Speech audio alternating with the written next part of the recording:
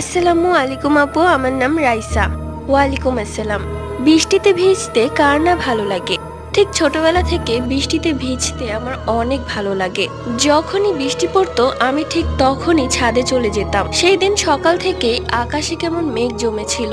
আমি ধরেই নিয়েছিলাম যে বৃষ্টি পড়বে, কিন্তু এত রাতে বৃষ্টি পড়বে তা ভাবিনি। রাত 11:30টার দিকে অনেক জোরে বৃষ্টি নামে। আমাকে আর কে ঘরে আটকায়। আমিও ছাদে চলে যাই বৃষ্টিতে ভেজার জন্য। ছাদে গিয়ে কিছুক্ষণ ভেজার পর হঠাৎ করেই কারেন্ট চলে যায়। পুরো এলাকাটাই কেমন অন্ধকার হয়ে গেছে। কিছুক্ষণ পর আমি অনুভব করি আমার সাথে আরেকজন আছে।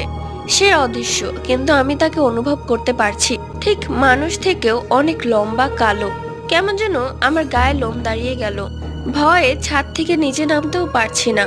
তারপরও কোনো মতেও ছাদ থেকে নামার সময় মনে হলো কেউ যেন আমাকে ধাক্কা মেরে ফেলে দেয়।